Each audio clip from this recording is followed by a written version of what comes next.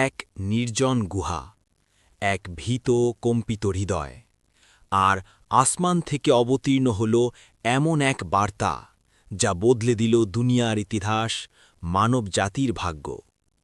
আলহামদুলিল্লাহি রব্বিল আলামিন, ওয়াসসালাতু ওয়াসসালামু আলা সাইয়্যিদিনা মুহাম্মাদিন ওয়া আলা আলিহি ওয়া সাহবিহি আজমাইন। সমস্ত প্রশংসা সেই মহান আল্লাহর জন্য, যিনি মানব জাতিকে হিদায়াতের আলো দান করেছেন। দরুদ ও সালাম বর্ষিত হোক মানবতার শ্রেষ্ঠ শিক্ষক আমাদের প্রিয় নবী মুহাম্মদ সাল্লাল্লাহু আলাইহি ওয়াসাল্লামের উপর। প্রিয় দর্শকবৃন্দ, আপনাদের স্বাগতম দাওয়াহ মঞ্চের জিবরাইল আলাইহিসসালামের আগমন, প্রথম ওহী নাজিল, আর রাহিকুল মাখতুম, পর্ব ৩৭, সিল্ড নেকটার, বাংলা। নবী করিম সাল্লাল্লাহু আলাইহি ওয়াসাল্লামের বয়সের ৪০তম বছর যখন পূর্ণ হল, এটাই হচ্ছে মানুষের পূর্ণত্ব প্রাপ্তির বয়স, এবং বলা হয়েছে যে এ বয়স হচ্ছে পয়গম্বরগণের নবুয়ত্ব প্রাপ্তির উপযুক্ত বয়স। তখন নবুয়তের কিছু সুস্পষ্ট লক্ষণ প্রকাশ পাচ্ছিল। সে লক্ষণগুলো প্রাথমিক পর্যায়ে স্বপ্নের মাধ্যমে প্রকাশ পাচ্ছিল।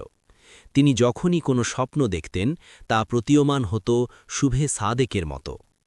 এ অবস্থার মধ্য দিয়ে অতিবাহিত হল ৬টি মাস, যা ছিল নবুয়তের সময়সীমার ৪৬তম অংশ, এবং নবুয়তের সময়সীমা ছিল ২৩ বছর। এরপর তিনি যখন হেরা গুহায় নিরবিচ্ছিন্ন ধ্যানে নিমগ্ন থাকতেন, এবং এভাবে দিনের পর দিন, মাসের পর মাস এবং বছরের পর বছর অতিবাহিত হতে হতে তৃতীয় বছর অতিবাহিত হতে থাকল, তখন আল্লাহ তাআলা পৃথিবীর মানুষের উপর স্বীয় রহমত বর্ষণের ইচ্ছা প্রকাশ করেন।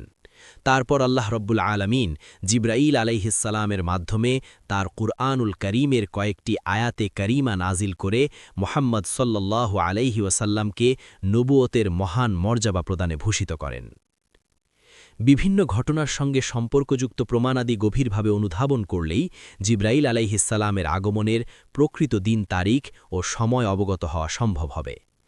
আমাদের সন্ধানের ভিত্তিতে বলা যায় যে ঘটনা সংঘটিত হয়েছিল রমজান মাসের ২১ তারিখ মঙ্গলবার দিবাগত রাত্রে। খ্রিস্টীয় হিসাব অনুযায়ী দিনটি ছিল ৬১০ খ্রিস্টাব্দের ১০ই আগস্ট। চান্দ্রমাসিক হিসাব অনুযায়ী নবী করিম সাল্লাল্লাহু আলাইহি ওয়াসাল্লামের বয়স ছিল ৪০ বছর ৬ মাস ১২ দিন, এবং সৌর হিসাব অনুযায়ী ছিল ৩৯ বছর ৩ মাস ২০ দিন। আসুন এখন আমরা উম্মুল মুমিনিন আয়েশা রাদিয়াল্লাহু আনহার বর্ণনা থেকে বিস্তারিত বিবরণ জেনে নেই।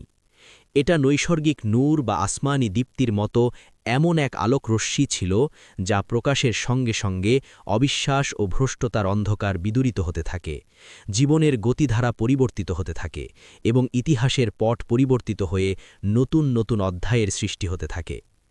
আয়েশা রাদিয়াল্লাহু আনহা বলেছেন, রাসূলুল্লাহ সাল্লাল্লাহু আলাইহি ওয়াসাল্লামের নিকট ওহী অবতীর্ণ হয়েছিল ঘুমের অবস্থায় স্বপ্নযোগে। তিনি যখন যে স্বপ্নই দেখতেন তা প্রভাতরশ্মির মতো প্রকাশিত হতো।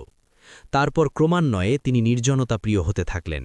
নিরবিচ্ছিন্ন নির্জনতায় ধ্যানমগ্ন থাকার সুবিধার্থে তিনি হেরা গুহায় অবস্থান করতেন। কোনো কোনো সময়ে গৃহে প্রত্যাবর্তন না করে রাতের পর রাত তিনি ইবাদত বন্দিগি এবং গভীর ধ্যানে নিমগ্ন থাকতেন। এজন্য খাদ্য এবং পানীয় সঙ্গে নিয়ে যেতেন। সেসব ফুরিয়ে গেলে পুনরায় তিনি গৃহে প্রত্যাবর্তন করতেন।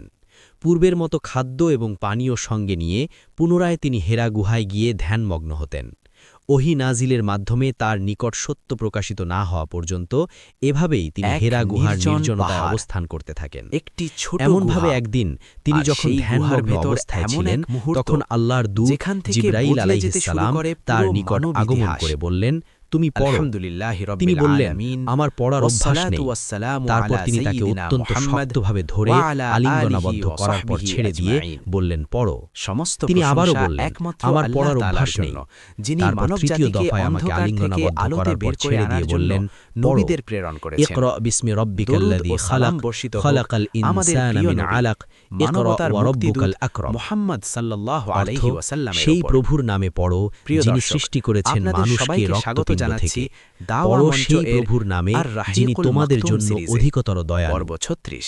তারপর ওহীর আয়াতগুলো অন্তরে ধারণ করে নবী করিম সাল্লাল্লাহু আলাইহি ওয়াসাল্লাম কিছুটা অস্থির ও স্পন্দিত চিত্ত নিয়ে খাদিজা বিনতে খুয়াইলিদের নিকট প্রত্যাবর্তন করলেন এবং বললেন, আমাকে বস্ত্রাবৃত করো, আমাকে বস্ত্রাবৃত করো। খাদিজা রাদিয়াল্লাহু আনহা তাকে শায়িত অবস্থায় বস্ত্রাবৃত করলেন। এভাবে কিছুক্ষণ থাকার পর তার অস্থিরতা ও চিত্ত চাঞ্চল্য প্রশমিত হলে তিনি তার সহধর্মিণীকে হীরা গুহার ঘটনা সম্পর্কে অবহিত করলেন।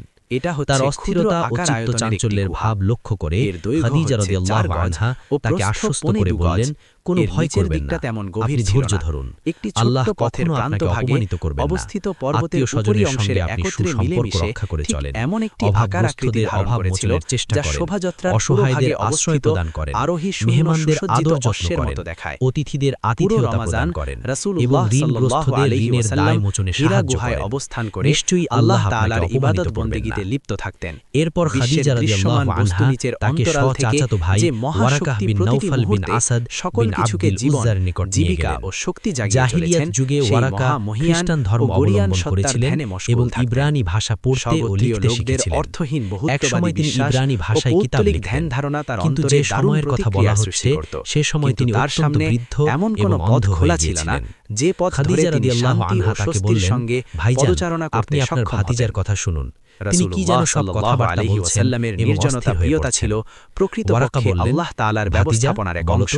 তুমি কি এভাবেই দেখেছো? আল্লাহ কি তাআলা হয়েছে তোমার? ভবিষ্যতের এক মহতী রাসূলুল্লাহ কর্মসূচির সাল্লাল্লাহু জন্য আলাইহি তাকে প্রস্তুত ওয়াসাল্লাম করে যা কিছু নিচ্ছিলেন। প্রত্যক্ষ যে করেছিলেন আত্মার এবং নসিবে হেরা গুহায় যেভাবে যা নবুয়ত রূপী এক ঘটেছিল মহান আসমানি সবকিছু নিয়ামত বিস্তারিত নির্ধারিত বর্ণনা হয়ে করলেন গিয়েছে ওয়ারাকার এবং যিনি নিকট। পথভ্রষ্ট ও আনুপূর্বিক অধঃপতিত সবকিছু মানুষকে শ্রবণের সঠিক পর পথ নির্দেশনা দিয়ে বিস্ময় করবেন কণ্ঠে ধন্য। ওয়ারাকা বলে তার উঠলেন, জন্য ইনি যথার্থই তো সেই প্রয়োজন মানুষ সমাজ যিনি মুসা জীবনের আলাইহিস যাবতীয় সালামের ব্যস্ততা, নিকটেও আগমন জীবনযাত্রা করেছিলেন। নির্বাহের তারপর যাবতীয় বলতে সমস্যা থাকলেন, থেকে মুক্ত হায় থেকে হায়, যেদিন নির্জনতা আপনার অবলম্বনের স্বগোত্রীয় মাধ্যমে এবং আল্লাহ স্বগোত্রীয় তাআলার লোকেরা নৈকট্য লাভ আপনার করা। উপর নানাভাবে আল্লাহ জুলুম তাআলা অত্যাচার যখন করবে মুহাম্মদকে এবং আপনাকে দেশ বিশ্ব থেকে ব্যবস্থায় বহিষ্কার করবে, সবচাইতে সেদিন মর্যাদাশীল যদি আমি ও শক্তিমান এবং দায়িত্বশীল জীবিত আমানতদার থাকতাম মনোনীত তাহলে করে তার সর্বপ্রকারে কাঁধে আপনাকে দায়িত্বভার সাহায্য অর্পণের করতাম। মাধ্যমে কিন্তু এর বিশ্ব অল্পকাল মানবের পরই জীবন বিধানের ওয়ারাকা রূপরেখা মৃত্যুমুখে পরিবর্তন পতিত হন। এবং এদিকে অর্থহীন ওহী আদর্শের আসাও জঞ্জাল সরিয়ে সাময়িকভাবে বন্ধ হয়ে শাশ্বত যায়। আদর্শের আঙিকে শিক্ষণীয় দিক, ইতিহাসের পরিমার্জিত আল্লাহ ধারা যাকে প্রবর্তন দায়িত্ব করতে দেন চাইলেন তাকে আগে তখন প্রস্তুত করেন। নবুয়ত প্রদানের ওহী ছিল প্রাক্কালে হঠাৎ নয়, তার জন্য ছিল এক আল্লাহর মাসব্যাপী নির্ধারিত নির্জনতা পরিকল্পনা। অবলম্বন করা সত্যের অপরিহার্য পথ করে শুরু দিলেন থেকেই যাতে পরীক্ষায় তিনি ভরা। গভীর ধ্যান প্রিয় সূত্র ধরে দর্শক, দিব্য আজকের জ্ঞান পর্বে লাভের আমরা পথে দেখলাম অগ্রসর হতে কিভাবে সক্ষম মানব হন। জাতির জন্য আল্লাহর নির্জন শেষ হীরা বার্তা গুহার অবতীর্ণ সেই হলো। ধ্যানমগ্ন পরবর্তী অবস্থায় পর্বে তিনি ইনশাআল্লাহ বিশ্বের আধ্যাত্মিক আমরা জগতে জানব পরিভ্রমণ ওহী করতেন বন্ধ হয়ে এবং যাওয়ার সকল সময় অস্তিত্বের ফাতরাতুল অন্তরালে ওয়াহী লুকায়িত এবং পুনরায় অদৃশ্য ওহী শুরু রহস্য হওয়ার সম্পর্কে ঘটনা। চিন্তা ভাবনা এই করতেন ধারাবাহিক ও সিরিজ মিস গবেষণা না করতেন করতে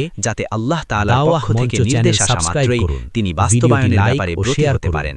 কমেন্টে প্রিয় আপনার দর্শক, অনুভূতি লিখুন। আজকের এই পর্বে আমরা ওয়া আখিরু দেখলাম দাওয়ানা কিভাবে আনিল হীরা গুহা নবী হামদুলিল্লাহি সাল্লাল্লাহু রাব্বিল আলাইহি আলামিন। ওয়াসাল্লামের জীবনে এক প্রস্তুতির ময়দান হয়ে উঠেছিল। পরবর্তী পর্বে ইনশাআল্লাহ আমরা দেখব সেই ঐতিহাসিক মুহূর্ত যখন জিবরিল আলাইহিস সালাম আগমন করেন এবং প্রথম ওহী নাজিল হয়। এই গুরুত্বপূর্ণ সিরিজটি মিস না করতে এখনই দাওয়া মঞ্চ চ্যানেলটি সাবস্ক্রাইব করুন, ভিডিওটি লাইক ও শেয়ার করুন, কমেন্টে লিখুন আপনার অনুভূতি। ওয়া আখিরু দাওয়ানা আনিল হামদুলিল্লাহি রাব্বিল আলামিন।